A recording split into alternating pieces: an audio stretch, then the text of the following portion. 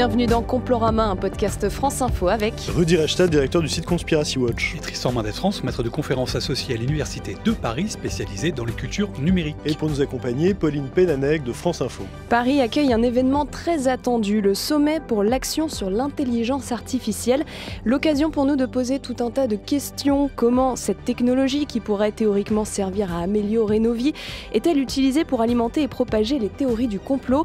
Pourquoi l'IA est un outil à la fois redouté et adulé, et surtout, comment cette même IA peut-elle, dans certains cas, être un levier pour lutter contre les dérives complotistes ? L'intelligence artificielle et le complotisme, c'est l'épisode 82 de Complorama. La Terre est plus grande qu'on vous l'a appris à l'école. Imaginez un gigantesque mur de glace qui entoure nos océans, qui nous sépare du reste du monde et d'autres continents inconnus. Depuis des centaines d'années, on débat sur la forme de la Terre. Est-elle ronde ou plate ? Cela pourrait n'être qu'une théorie du complot, mais imaginez que la Terre est plus que 7 continents, et que l'Antarctique n'était en réalité qu'un immense mur de glace qui nous empêche de découvrir le reste de la planète. Et si, une fois passé ce mur de glace, on découvrait 20 continents qui nous sont cachés ? Extrait d'une vidéo TikTok avec cette description « La Terre est bien plus grosse qu'on vous l'a appris ». Tristan, il y a un business de théorie du complot créé par l'intelligence artificielle, on vient de l'entendre, et plus particulièrement sur TikTok. Oui, c'est quand même un phénomène assez fascinant. Il suffit d'ailleurs d'aller sur TikTok simplement et de taper le mot-clé « théorie complotiste » et de voir les résultats. Et on a un mur de vidéos qui vous sont suggérées et qui sont toutes, pour la plupart d'entre elles, basées sur le même principe, c'est-à-dire une vidéo générée par IA, la vidéo elle-même est générée par IA, la voix est générée par IA, le texte est généré par IA, et donc on a un torrent de vidéos. Et il se trouve que le compte là qu'on vient d'entendre à l'instant est un compte quand même assez significatif. Il a plus de 360 000 abonnés avec 3,1 millions de likes, et il produit de façon quasi industrielle des vidéos basées sur des théories complotistes. Donc on voit bien là qu'on est sur l'exploitation ou la saturation, si on veut, d'une niche de thématiques, les théories complotistes, et qu'il cherche à monétiser ce contenu. Il se trouve que d'ailleurs pour ce compte TikTok spécifiquement, il propose derrière un abonnement à quasiment 5 € par mois. Donc vu l'échelle et le volume de production, il arrive effectivement à récupérer à la fois une audience qu'il arrive clairement à monétiser. Donc c'est un vrai phénomène qu'on voit se répandre sur TikTok et sur d'autres réseaux sociaux également. Rudy ? Oui, je crois qu'en plus, pour évoquer cette notion de business, de l'IA et de la désinformation, il faut parler de cet effet ciseau qu'on a entre, d'une part, la hausse des coûts liés à la vérification des faits, au fact-checking. Le journalisme de qualité, ça coûte cher, surtout dans un contexte où la presse classique traverse une crise structurelle, compte tenu de la concurrence déloyale que lui livrent les plateformes, qui en plus nous entretiennent dans l'illusion que l'information est gratuite, parce qu'elle est accessible. En réalité, c'est un système de vampirisation du journalisme par les plateformes de réseaux sociaux. Et d'autre part, un effondrement des coûts de production du faux, de la désinformation, des fake news. Je crois que dans cette émission, on a déjà parlé d'ubérisation de la désinformation. C'est pas seulement une démocratisation des accès, de l'accès à des outils sophistiqués, c'est vraiment un effondrement du coût de production du faux. Et donc cet effet ciseau, il joue à plein en faveur de la propagande, la théorie du complot et de la désinformation. Oui, puis il faut aussi souligner que toute cette confusion informationnelle produite par ces générations d'IA, notamment qui alimentent les théories complotistes, se répandent essentiellement. Leur terreau naturel de multiplication et de viralisation, ce sont les réseaux sociaux. C'est vraiment le vecteur des réseaux sociaux qui accélère la visibilité ou l'assiette de visibilité de tous ces contenus complotistes générés par IA. Or, il se trouve que, on l'a vu ces derniers mois, les plateformes sociales sont en train de réduire considérablement la modération, et donc c'est une opportunité folle pour ces contenus générés par IA complotistes. Clairement, ils vivent leur meilleur jour aujourd'hui, probablement que dans les semaines ou dans les mois ou dans les années qui viennent, ça va se multiplier considérablement. Il y a un vrai business en fait de contenu purement divertissant, totalement fictif sur TikTok par exemple. Certains peuvent être pris au premier degré. Exemple avec Redazer, c'était en octobre 2024. Le mystère des pyramides, comment ils ont pu le construire? Dans le temps, ils n'avaient pas de technologie. Voilà frérot, des géants. Dans le Coran, nous on sait que dans le Coran, les géants ont été mentionnés. Qawm Aad. Frère, j'en étais sûr, ma théorie fait du sens. Wallahu a'lam, ok, mais comment ils ont fait? Voilà comment ils ont fait, frérot. Cette vidéo, elle est incroyable. Des géants. Les géants existaient. Oui, monsieur, c'est écrit dans le Coran. Des êtres super grands, qui déplaçaient des blocs. Bon, c'est du AI, mais ça confirme ma théorie. Reda Zer, de son vrai nom Reda El Mori. Dans cette vidéo, il estime que des géants ont bâti les pyramides d'Égypte. Redis rapidement quelques mots sur lui. Reda Zer, c'est un influenceur algérien qui réside au Québec, qui promeut un islam rigoriste. Il fait partie sur les réseaux sociaux de ceux qui s'adressent en français aux musulmans pour leur faire des rappels, des injonctions sur la manière de pratiquer l'islam. Mais surtout, c'est quelqu'un qui cumule près de 4 millions d'abonnés sur TikTok, avec des vidéos qui dépassent les 5 millions de vues. Et à plusieurs reprises, il se compromet avec le complotisme, puisqu'il matine ses prêches sur TikTok de propos complotistes. Alors, sur Israël, sur les attentats terroristes, certains qui présentent comme des false flags, sur l'idée que le satanisme est partout, sur les LGBT, etc. Donc, on a là affaire à un vrai influenceur TikTok complotiste qui a une influence considérable. Ouais. Oui, ce que je trouve intéressant ici avec cette séquence, c'est que on le voit effectivement rebondir sur une vidéo qui montre des géants qui déplaceraient des énormes pierres et qui construiraient effectivement les pyramides. Et on voit bien que là, il utilise ce support généré par IA pour confirmer son biais complotiste. Il dit c'est de l'IA, donc il a conscience que c'est une image qui est générée par IA, parce qu'évidemment, il n'y avait pas de vidéo à l'époque des pyramides. Enfin, et bien malgré tout, c'est ce qu'on dit. Mais là, dans ce cas-là, clairement, il utilise, l'IA devient un support pour illustrer ou pour confirmer, encore une fois, son biais complotiste. Pourquoi est-ce que cette production du faux existe-t-elle et à quoi sert-elle? J'ai posé la question à Harry Coutts, il est consultant spécialisé en innovation technologique. C'est vrai qu'aujourd'hui, il y a des outils qui permettent, en un clic, de faire à la fois la génération de l'histoire que l'on veut écrire, donc des textes qui vont avec, donc des contenus qui vont être mis. Parfois c'est de l'IA, parfois c'est juste du contenu récupéré automatiquement, puis de la voix off qui va avec, puis de l'écriture, etc. Et en fait, on peut en faire des centaines. Alors on le voit sur TikTok sur des informations, mais on le voit aussi sur YouTube, sur des chaînes de philosophie. Il y a Monsieur Phi qui a fait une super vidéo sur ça. Et en fait, ça pollue un contenu pas possible, souvent très médiocre. Et ça, on va l'avoir sur tous les sujets. Et voilà. Il y a un vrai business en fait de ça. Et il y a un vrai business parce qu'en fait, il n'y a pas besoin de faire des millions de vues pour chaque vidéo, il y a besoin de faire des millions de vidéos avec quelques vues et ça fera à peu près le même revenu derrière si on arrive à avoir assez de vues.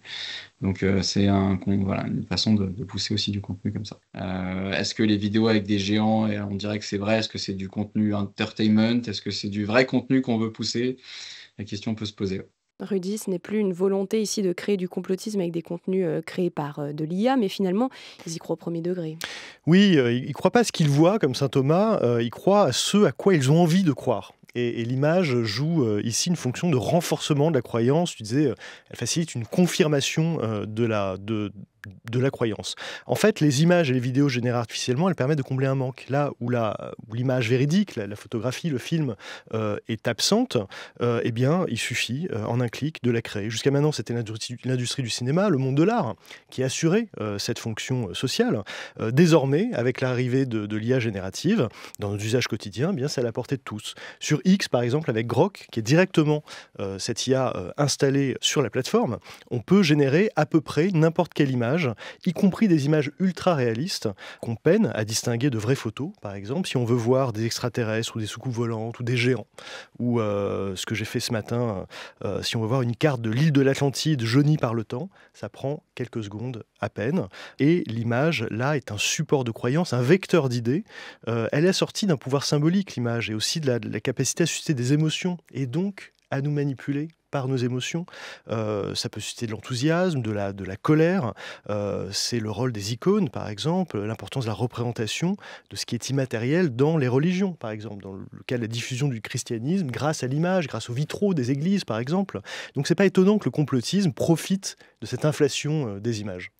Oui, ce que je trouve assez problématique, notamment avec tous ces contenus qui sont produits, encore une fois générés par IA, les contenus vidéo générés par IA, mais qui ont une vocation à l'origine plutôt humoristique ou expérimentale. Il y en a pléthore en ligne, plein de gens essayent, créent des vidéos, font des montages drôles, avec des personnalités parfois, notamment avec Grok. On peut mettre n'importe quel président, mettre n'importe quel individu ou influenceur, on mélange, on les fait apparaître en photo, etc. Et ça, souvent, l'origine de tous ces contenus, de cette masse de contenus, n'est pas forcément complotiste en soi. C'est effectivement la lecture au premier degré qui parfois devient le problème. Et là, on est sur une problématique qui est assez basique, c'est que lorsqu'on a le contexte de la création de ces contenus générés par IA. Si on sait que c'est un humoriste ou quelqu'un qui expérimente les IA qui le fait, on a le contexte, donc on peut se distancier de ce contenu. Mais très vite, ces contenus sont repris, sortis de ce contexte, republiés, sans qu'on ait l'origine et la volonté qu'il y avait derrière la création de ces contenus. Et elle a sa vie propre par la suite. C'est des contenus Frankenstein, quoi. Ils échappent à leur créateur. C'est vraiment ça.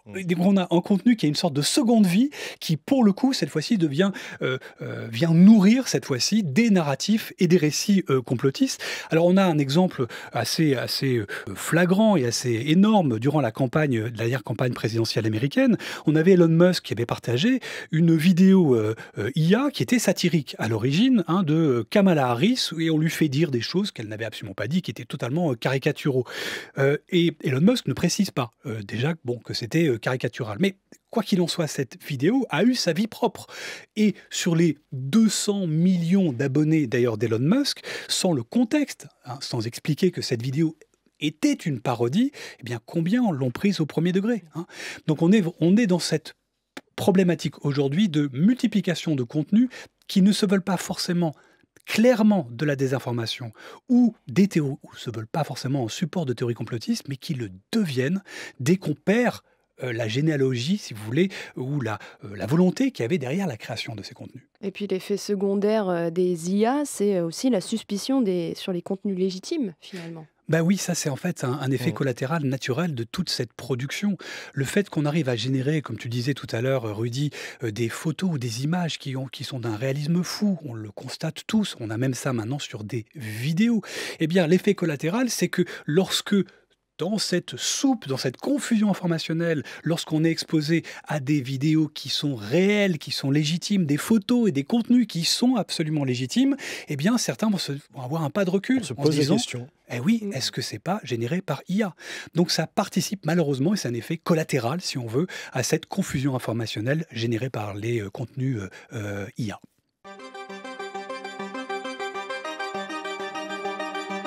On vient de parler du business des vidéos utilisant de l'IA pour diffuser des théories du complot. J'aimerais évoquer maintenant avec vous les robots conversationnels.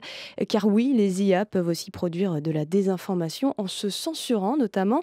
Exemple avec la société chinoise d'intelligence artificielle DeepSeek, Rudy, dont on a beaucoup parlé dernièrement. Oui, et le site NewsGuard d'analyse de la désinformation nous informe que ce chatbot ne réussit pas à fournir des informations exactes sur l'actualité et l'information dans 83% des cas.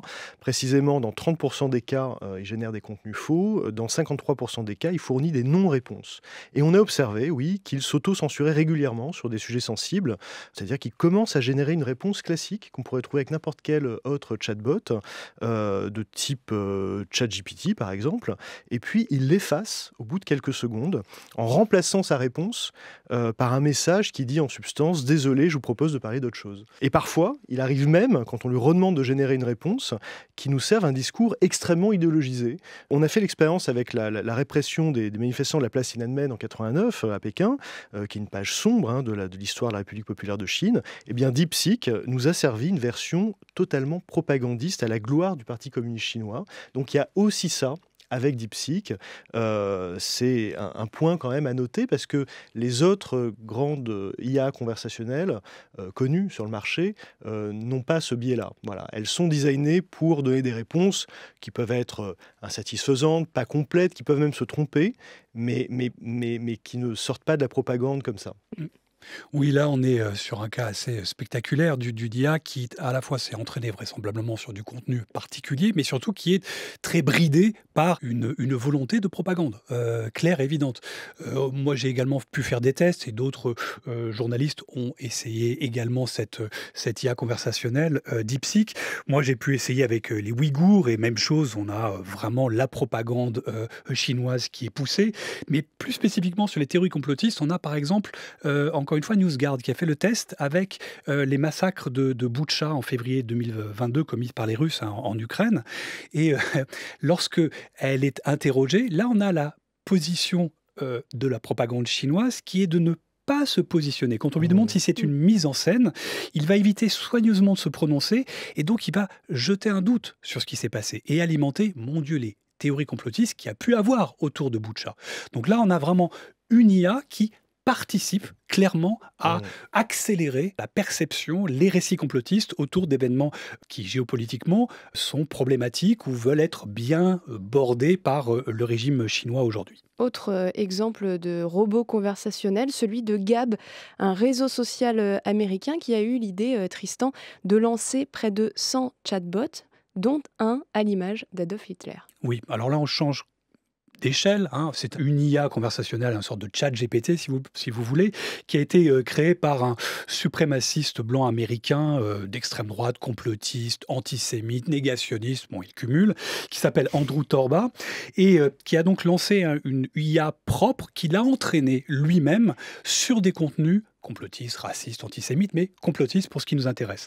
Et qui, par exemple, lorsqu'on vous l'interroge sur des questions sur le climat, par exemple, il va considérer que c'est une arnaque. Il va vous dire que les élections de 2020 aux États-Unis ont été truquées, ou, par exemple, il va aussi vous nier la réalité de l'Holocauste. Là, on a une IA qui est un peu comme DeepSeek, orientée idéologiquement, clairement. Donc c'est une IA qui a une volonté de propagande claire et explicite. Et c'est quelque chose qui est le résultat, encore une fois, d'un entraînement sur un corpus particulier. Et en fonction du corpus sur lequel l'IA s'entraîne, on a des biais qui peuvent être assez déroutant.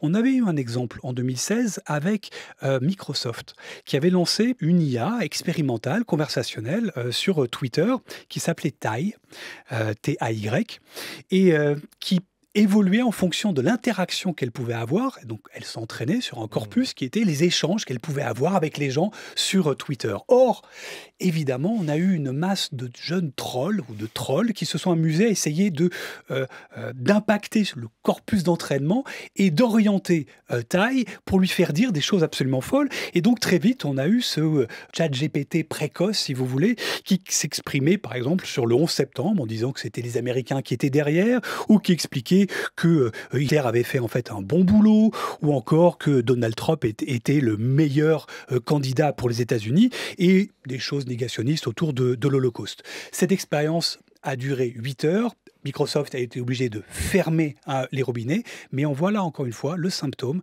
du fait qu'une IA n'est que le résultat de l'entraînement, du volume de data d'entraînement sur lesquels elle va se former. Et l'intelligence artificielle peut être aussi utilisée comme outil de propagande. En voilà un exemple avec ce deepfake d'Emmanuel Macron. Comment la France qualifie-t-elle particulièrement cette répression ? Autant de manière unanime, nous avons été intransigeants contre le président Kabila en son temps, lorsque celui-ci faisait recours aux violations des droits humains contre son peuple lors des différentes marches organisées par l'opposition, autant j'estime que nous devons aussi avoir le courage d'être contre le président Tshisekedi, au regard des multiples dérives inacceptables qui se succèdent jour après jour, des répressions démesurées et choquantes contre son propre peuple. Le président français aurait réagi à la répression meurtrière d'une manifestation à Goma le 30 août 2023 dans une interview accordée à France 24. C'est ce que prétend une vidéo apparue sur les réseaux sociaux quelques jours plus tard, on vient de l'entendre, sauf que c'est faux. Et oui, tout est faux et c'est vraiment un exemple symptomatique de ce qu'on a vu apparaître ces dernières années, notamment dans toute la région du Sahel. C'est pas la première fois que Emmanuel Macron, la voix a été détournée et utilisée par une IA sonore pour lui faire dire des choses qu'il n'a jamais dit et avec un seul objectif. Il est strictement politique. C'est vraiment une guerre de l'information, c'est essayer de faire dire à son adversaire des propos qui pourraient lui être défavorables, délétères, ou qu'on pourrait utiliser peut-être pour, enflammer un discours anti-français ou anti-occidental. C'est un grand classique aujourd'hui, utilisé de façon spectaculaire et mondiale, notamment par la Russie, qui est devenue vraiment un outil, j'allais dire, presque standardisé dans la guerre de l'information au niveau planétaire. Donc là, on change d'échelle, on a vraiment une utilisation de l'IA par des agents quasiment étatiques, qui vont essayer d'insuffler de la confusion informationnelle auprès de leurs adversaires, avec des discours qui peuvent, encore une fois, être traduits dans n'importe quelle langue, qui peuvent être détournés. On a vu des faux plateaux de médias français en Afrique, on a vu de fausses vidéos, encore une fois, de Macron ou d'autres dirigeants de la planète. Du moment que c'est un récit qui peut être favorable à, pourquoi pas, la Russie quand c'est elle qui en est à l'origine, eh bien, elle va utiliser ces leviers-là. Et évidemment, on est dans un moment où le coût de production, la facilité et la qualité de ces contenus fait que, évidemment, ils vont en profiter. Et on n'est qu'au début de l'utilisation quasi systématique de ces IA génératives, dans un but, encore une fois, de propagande géopolitique et de guerre de l'information entre États. Et l'intelligence artificielle devient alors un véritable outil dans les guerres de propagande. Harry Coutts. Alors, il y a un grand nombre de robots dans les différentes guerres qu'on a pu voir, notamment en Russie et en Ukraine, qui vont répondre automatiquement sur les réseaux sociaux, qui vont propager un certain nombre de sites. D'ailleurs, les renseignements français en ont déjà trouvé Viginum un certain nombre et ont réussi à en arrêter quelques-uns. En fait, c'est d'abord des sites qui sont créés avec des mots-clés assez importants, et ensuite un nombre de robots qui vont propager cette désinformation-là sur les réseaux sociaux, souvent en le faisant en réponse à d'autres articles, donc qui donne l'impression de quelqu'un qui commente, en essayant de ne pas faire toujours les mêmes mots, en essayant de rendre ça plus simple. Mais c'est pas on va dire des robots intelligents qui vont continuer à engager la conversation et faire ça, plutôt juste propager. Et donc ça, la Russie est très forte sur ça, effectivement. Pendant la guerre aussi entre Israël et le Hamas à Gaza, il y a des robots dans les deux côtés qui vont essayer de pousser leurs idéaux, leurs réponses, parfois plus ou moins bien, qui vont aussi essayer de pousser un certain nombre d'informations ou de désinformations sur ces sujets. Une guerre de propagande assez standard qu'on avait sur des médias, mais qu'on a maintenant sur des réseaux sociaux. L'IA utilisée dans les guerres. Et puis, je fais un pas de côté avec vous, l'IA comme prétexte pour ne pas assumer ses responsabilités. C'est le cas de Dieudonné. Tristan, tu nous en parles? Oui, c'est un cas assez spectaculaire. En 2022, Dieudonné était accusé d'avoir diffamé et insulté quelqu'un. Il était jugé pour ça dans une vidéo. Et sa ligne de défense a été de dire « Ah, mais cette vidéo est une fausse vidéo. C'est une vidéo de moi, mais générée par IA. » C'est l'une des premières fois, en tout cas, que devant les tribunaux, on a quelqu'un, complotiste notoire, qui essaie de sortir la carte de la défense en disant « Non, cette vidéo n'est pas de moi, c'est généré par IA. » Et on a un autre cas aussi qui est un peu dans le même registre. On a une figure qu'on voit en ligne qui s'appelle Zoé Sagan, qui a été créée par un dénommé Aurélien Poisson-Atlan, et qui est un compte qui a relayé énormément de théories complotistes, notamment autour de Brigitte Macron, qui serait un homme. Il a participé à ce bruit-là. Et ce qui est intéressant avec ce compte-là, c'est que Poisson-Atlan, qui est derrière, se défend quelque part de promouvoir de la désinformation, et il essaie, disons, de se couvrir sur tout ce qu'il peut produire en ligne en disant « ça n'est pas moi qui parle, c'est ma création ». Cette IA que serait Zoé Sagan. Donc on voit que là, on a des promoteurs de théories complotistes qui vont essayer tous de s'abriter derrière l'IA pour ne pas assumer devant les tribunaux, pour certains, les charges qu'ils peuvent produire à travers la théorie complotiste générée soi-disant par IA. Quand quelqu'un se pose une question aujourd'hui, il va soit aller voir sur ses réseaux sociaux, et là, il va avoir un problème d'être dans une communauté, d'avoir des choses qui vont le mettre en accord avec ses idées, soit aller chercher sur Google, et dans ce cas-là, est-ce qu'il va faire confiance à des sites ou non? Donc peut-être que là, il y a une optique de se dire, donne-moi toutes les infos sur ce sujet-là, et j'aurai toutes les infos très rapidement, et en plus structurées, j'aurai juste à lire un résumé qui me donnera la vraie chose. Donc c'est des gens qui sont peut-être encore entre les deux, qui ne sont pas forcément certains de certaines informations. Il y a Thomas Huchon, que vous connaissez un peu, qui s'est dit ce qui marche bien, c'est les vidéos. Donc lui, il a fait son avatar vidéo. Et là où en fait le contenu vidéo vient souvent des jours après une information fausse, lui, il peut écrire 3 lignes, appuyer sur un bouton et son avatar va faire un contenu vidéo qui va tout de suite répondre à la question, en plus dans un contenu intéressant qui est souvent plus regardé que des textes. Donc il y a des choses qui vont permettre, grâce à l'IA, de combattre plus facilement. On peut aussi très rapidement être alerté. Par exemple, quand il y a une information qui se propage, un nouveau contenu sur YouTube, on peut avoir des IA qui vont nous faire des résumés, nous envoyer ces résumés-là, nous donner les informations très rapidement, pour aussi pouvoir savoir, tiens, ces sujets-là sont en train de se construire. Voilà ce qu'il faudrait faire pour aller contre ce contenu-là, voilà les réponses à quelle apporter, et préparer du coup un article qui pourrait y répondre plus vite. Harry Coutts, consultant spécialisé en innovation technologique et qui ouvre notre séquence sur l'atout de l'intelligence artificielle dans la lutte contre le complotisme. Et oui, l'IA peut aussi nous aider à lutter contre ça, Rudy. Oui, il y a une étude retentissante qui a été menée par des chercheurs du MIT, notamment aux États-Unis, publiée dans la revue Science, qui montre que l'intelligence artificielle pourrait jouer un rôle crucial dans la lutte contre les théories du complot. Plus de 2000 personnes ont dialogué avec un chatbot appelé DebunkBot à propos de différentes théories du complot concernant alors, les attentats du 11 septembre, l'idée que la Terre est plate, les Illuminati. Et les résultats semblent assez prometteurs, assez encourageants en tout cas, puisque leur niveau de croyance, à ceux qui croyaient à ces théories du complot, a diminué, selon l'étude, de 20%. Et un quart d'entre eux ont même complètement abandonné leurs idées conspirationnistes quand ils en avaient au départ.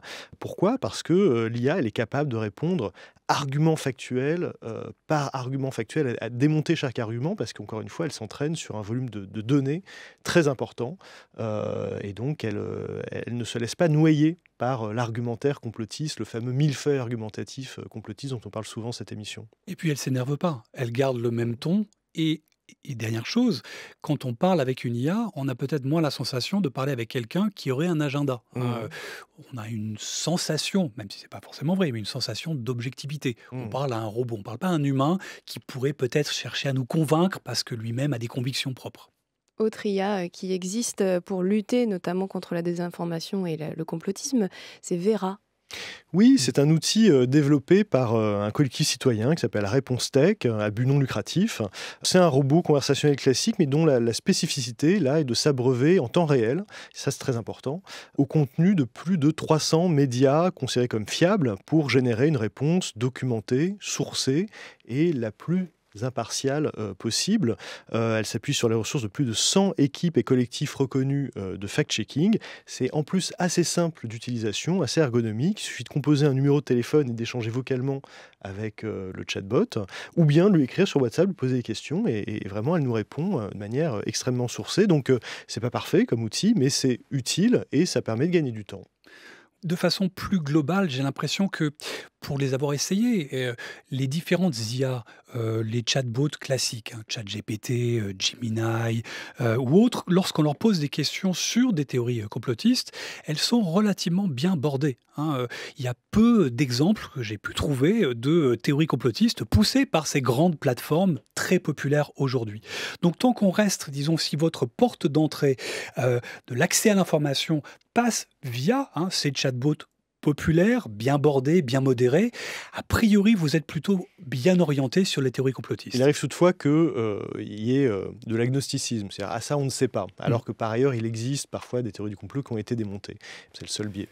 Ce qu'on peut retenir de cet épisode, Tristan, Rudy, c'est que finalement, l'intelligence artificielle permet le bon comme le mauvais, tout dépend qui la commande. Oui, clairement. Je crois que les IA aujourd'hui sont des outils. Et les outils, elles sont ce qu'on en fait, quoi. Elles peuvent évidemment faciliter la production, la diffusion de contenus complotistes, mais elles peuvent aussi nous aider à les combattre. On l'a vu avec les deux, trois exemples qu'on vient de citer à l'instant. Mais la question essentielle à mes yeux aujourd'hui, c'est quelles seront les IA qui vont gagner la guerre de l'attention demain? Est-ce que ce sont les IA qui sont bordées, modérées, qui sont relativement sérieuses sur le rendu qu'elles peuvent vous donner sur des questions qui peuvent être tendancieuses et complexes et peut-être liées à des théories complotistes? Ou est-ce que c'est des IA complètement débridées, idéologiquement fortement teintées, comme on a vu l'exemple de Gab, par exemple, une IA d'extrême droite, complotiste, antisémite, raciste? Bref, quelles sont les IA qui vont gagner le marché de l'attention demain? Le risque, c'est peut-être que chacun aille fabriquer sa propre IA et chercher des infos sur l'IA qu'il veut utiliser, ce qui renforcera encore l'archipélisation de la société. Merci Tristan Mendes France. Merci à tous. Merci Rudy Reichelt. Sans oublier Adrien Rocchiccioli au son, Cyril Balta et André Janos à la vidéo. C'est la fin de ce 82e épisode de Complorama. Merci de nous avoir écoutés et à bientôt.